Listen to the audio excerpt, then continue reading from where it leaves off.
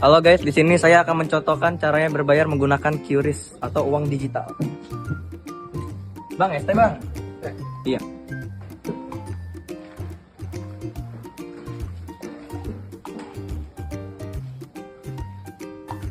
Sebentar guys. Pakai QRIS. Ya.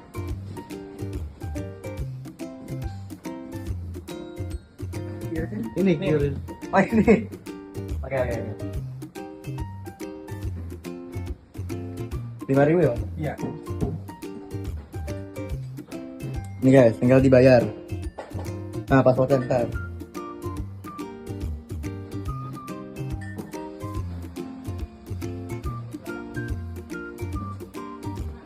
Nah, jika sudah seperti ini artinya uangnya sudah terkirim ke rekening Bang John. Ini bang, udah bang. Terima kasih bang. Halo guys, sekarang saya akan mencontohkan transaksi pembelian menggunakan uang tunai. Oke, langsung saja. Bu, pesan kristal kejunya 2. Ya.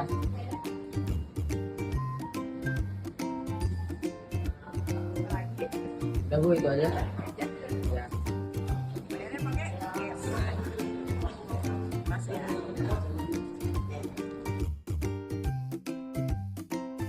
Assalamualaikum teman-teman, saya di sini sudah di stasiun Rawabuntu. Kita pengen pergi ke BI Bank Indonesia yang ada di Jakarta. Itu dia keretanya. Lucky, kamu pasti senang lihat ini Lucky. Di situ dia. Guys, kita udah di kereta guys. Lucky. A few moments later. Oke, sekarang kita di sini sudah sampai di Bank Indonesia bersama Evan, Rifandi, yang megang kamera, Fahri hilang. Maksudnya ada Sultan, ada Rifki juga. Jadi tujuan kita kesini ngapain ya? Kira-kira ya benar sekali, kita bakalan tour Bank Indonesia di sini ya. Kita review di dalamnya kayak apa ya.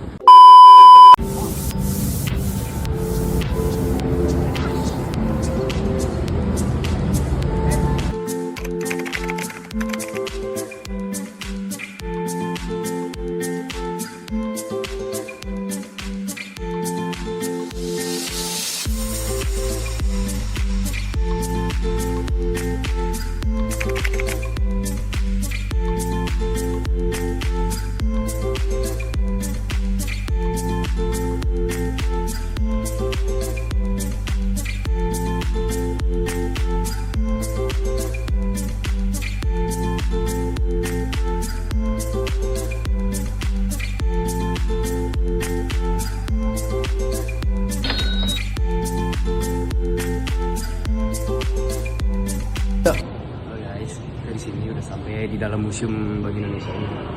Jadi buat kalian yang penasaran sih itu kayak gimana, nih kalian boleh lihat pakai. Nih, lu kasih tahu ini.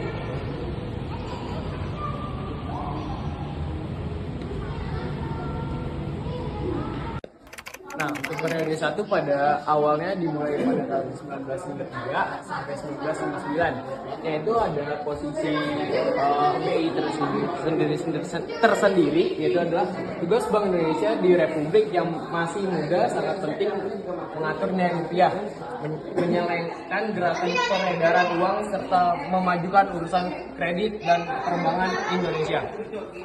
Nah, untuk keadaan negaranya itu Republik Indonesia yang masih muda langsung dihadapkan dengan berbagai persoalan besar karena masih muda, dan pemberontakan meletus di berbagai daerah maupun mau itu politik bergolak tanpa henti, dan perekonomian yang masih berjalan di tempat dan masih belum stabil. Periode 2, membangun sikap kebangsaan pada tahun 1959 sampai 1966. Membangun etalase merupakan fondasi. Pemerintah menginginkan Indonesia memiliki pribadi kuat dengan menekan pada nation dan karakter pemimpin. Sayangnya dalam periode ini pembangunan ekonomi agak terabaikan. Indonesia menjalankan politik konfrontasi. Bank sentral di bawah kendali ekonomi terpimpin. Pengeluaran pemerintah untuk proyek-proyek pembangunan sangat besar, sementara penerimaan sangat terbatas, sehingga alat revolusi BI bertindak sebagai kasir pemerintah dan membantu menutupi defisit anggaran. Periode 3, ekonomi sebagai haluan negara dari 1966 sampai 1983. Keadaan negara, saatnya ekonomi menjadi panglima. Pergantian rezim mengubah haluan Indonesia. Sekarang giliran pembangunan ekonomi menjadi panglima. Orde Baru mengambil langkah-langkah yang berhasil menstabilkan dan mendorong pertumbuhan perekonomian. Salah satu faktor penolongnya adalah dua kali bom minyak. Sektor perbankan pun mulai berbenah. Fungsi Bank Indonesia sebagai bank sentral dipulihkan kembali. Posisi BI dulu agen revolusi, kini agen pembangunan. Berkat cadangan devisa yang meningkat, BI bersama pemerintah bisa memberikan berbagai skema kredit. Yang diutamakan adalah sektor produktif dan inflasi bisa dikendalikan. BI juga bisa makin fokus mendorong pertumbuhan bank. Dewan Moneter kembali aktif, tetapi hanya sebagai badan koordinasi. Independensi Bank Indonesia memadai karena berada di luar departemen dan Gubernur BI tidak merangkap sebagai menteri. Periode 4, globalisasi ekonomi, harganya batas negara. Pada tahun 1983 sampai 1997, ada keadaan negara meroket sebelum terjun bebas. Perekonomian periode ini melaju begitu pesatnya. Berkat paket-paket main regenerasi sektor perbankan dan sektor perbankan, berkembangnya investasi dan pinjaman luar negeri yang mengalir. Namun, kondisi ini tak disertai dengan kehati-hatian semestinya. Upaya-upaya koreksi masyarakat menuju keterbukaan selalu dianggap pertentangan. Kegemilangan ekonomi ini pun tersatu setelah nilai tukar rupiah jatuh dalam sekejap. Yang kedua, posisi BI. Intervensi yang menyalurkan pada periode ini, Gubernur BI diangkat sebagai pejabat setingkat menteri. Posisi yang tidak independen ini menyalurkan BI dalam menjalankan fungsinya sebagai bank sentral sosial dalam pengendalian moneter dalam mendorong pertumbuhan ekonomi. 1997 hingga 1998, periode 5, krisis segala ini, rupiah sempat terjun bebas. Rupiah terhantam menyusul krisis nilai tukar bah di Thailand. Upaya intervensi gabungan BI bersama otoritas moneter Singapura dan Jepang tak terlalu banyak menolong kestabilan nilai rupiah. Modal asing ditarik spekulasi di pasar uang dan pasar valuta saling asing marak. Rupiah makin terpuruk setelah kerusuhan Mei 1998. Rupiah sempat diperdagangkan pada kisaran 16.500 rupiah per dolar pada Juni 1998. Sebelum krisis 1 dolar berapa dalam kisaran 2.300. Yang kedua adalah Samana Cheng Ho di Cina pada 1371 sampai 1436, memimpin 7 ekspedisi laut selatan dengan ratusan jumlah raksasa dan ratusan ribu awak keseluruhan. Ekspedisi ini berhasil membuka hubungan dengan antara Cina dan 35 negara termasuk kerajaan-kerajaan Nusantara. Yang ketiga ada Juan Sebastian del Cano, lahir di Spanyol 1476 sampai 1526, membuka jalan laut baru pada 1521, memulai pelayaran dari Maluku hingga ke timur, kemudian bergerak ke barat raya menyeberangi Samudra Hindia hingga ujung selatan Afrika, lalu melintasi Lautan Atlantik dan tiba di Liberia Selatan Spanyol. Untuk pertama kalinya rempah-rempah Maluku diangkut langsung tanpa perdagangan perantara dari tempat asalnya ke Eropa. Yang keempat ada Afonso Albuquerque, Portugis pada 1453 sampai 1515, menduduki Malaka pada 1511. Setelah Malaka, sasaran berikutnya adalah Maluku dengan menguasai pelabuhan terpenting saat itu. Portugis menguasai perdagangan rute India sampai Nusantara Cina. Yang kelima, Cornelis de Houtman, Belanda 1965 sampai 1599. Pemimpin armada pertama Belanda ke Hindia Timur. Ekspedisinya penuh kekerasan, pemberontakan. 145 dari 249 awaknya tewas. Memakan waktu lebih panjang dan tak banyak mendatangkan keuntungan finansial.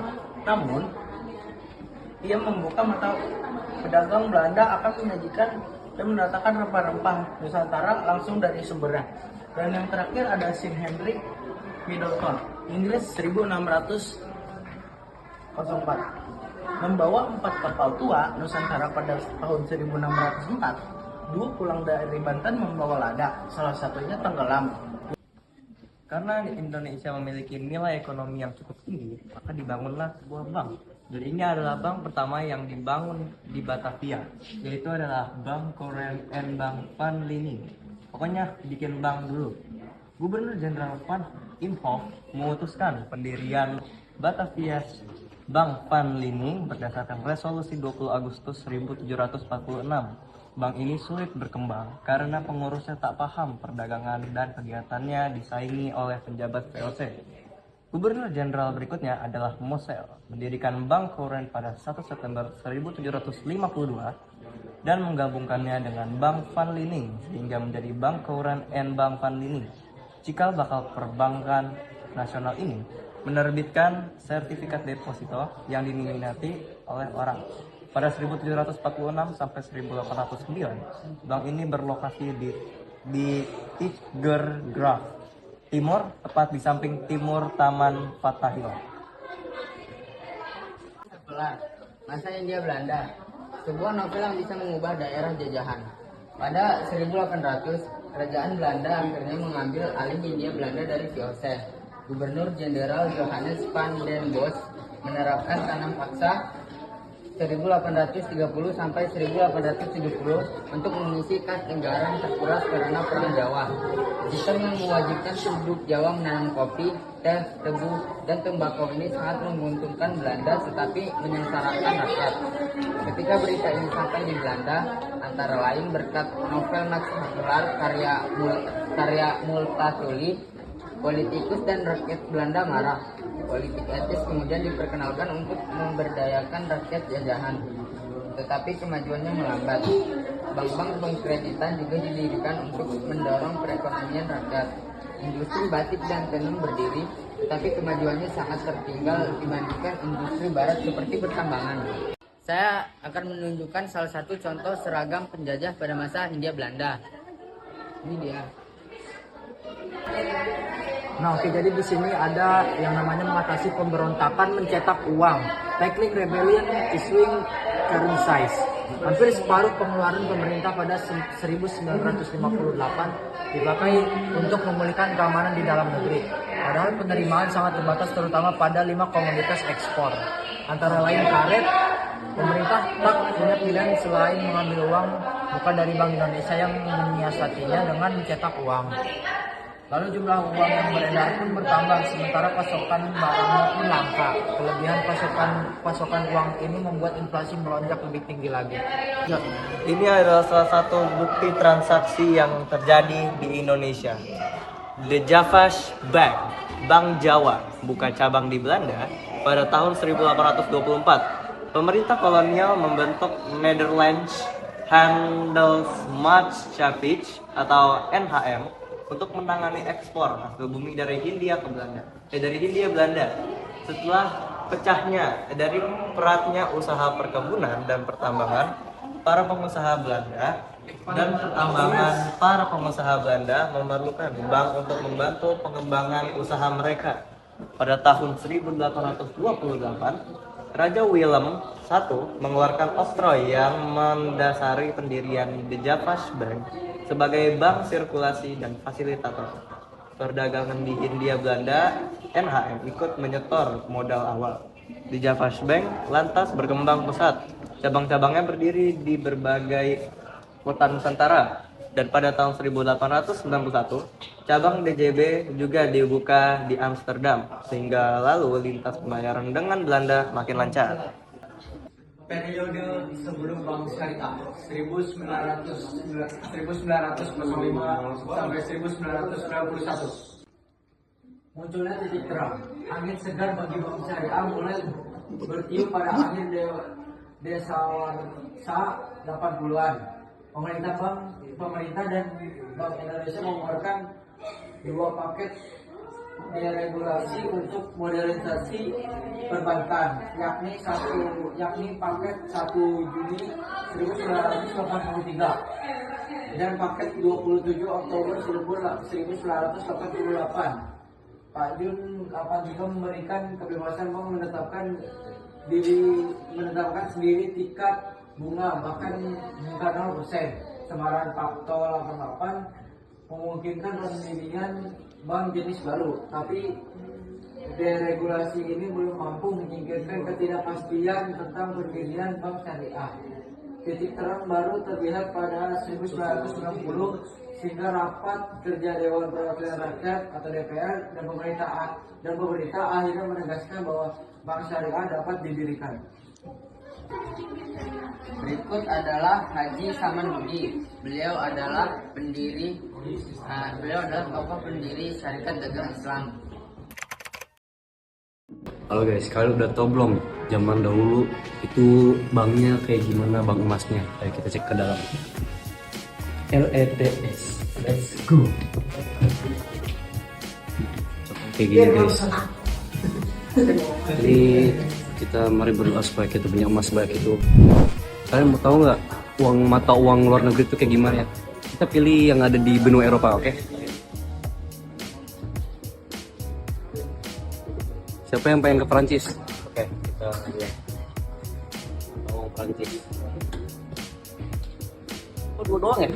Halo guys, ini adalah barang mesin pencetak uang pada zaman dahulu.